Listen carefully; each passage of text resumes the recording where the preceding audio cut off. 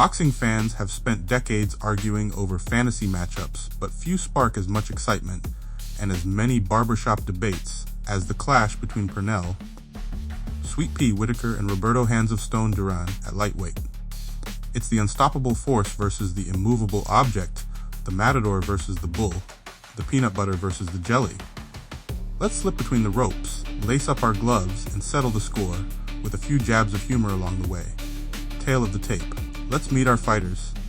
In the blue corner, Pernell Whitaker, the defensive genius. If avoidance was an Olympic sport, Sweet Pea would have more gold than Fort Knox. His head movement was so slick, opponents considered asking him to stand still and sign a waiver. He made world-class punchers look like they were shadow boxing against their own shadows. And in the red corner, Roberto Duran, the original brawler ballerina.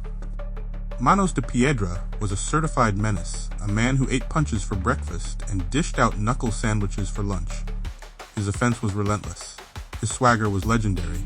Duran in his prime didn't just fight you, he mugged you, took your lunch money, and made you thank him for it. Styles make fights. Whitaker fought from the southpaw stance, with reflexes so sharp he could dodge raindrops in a thunderstorm. His footwork made opponents dizzy. His jab was as annoying as a mosquito in your ear, and his counterpunching was timed with atomic precision. If you landed clean on Whitaker, you might want to buy a lottery ticket on the way home. Duran, on the other hand, was a master pressure fighter. He cut off the ring like he was repossessing it. His body shots were so brutal, his sparring partners started wearing chest protectors to bed. Duran was the boxing equivalent of a hurricane. If you saw him coming, you'd better find cover. How would the fight play out? Ding ding! The bell rings, and Duran charges forward. He's throwing bombs already, probably muttering some untranslatable trash talk in Spanish. Whitaker, ever the showman, grins and slips away, making Duran miss by millimeters. If dodging punches burned calories, Whitaker would have weighed 98 pounds by round 2. Duran digs to the body, trying to slow Sweet Pea down. But Whitaker's defense is tighter than your wallet after payday. He peppers Duran with quick jabs, interrupts his rhythm, and occasionally sticks out his tongue, just to remind Duran he's not impressed. As rounds go by, Duran keeps coming. He lands a few heavy shots and the crowd roars. For a moment, it looks like Whitaker might be in trouble, but he clinches, dances away, and resumes the frustrating game of catch me if you can. Duran's face starts to show the frustration.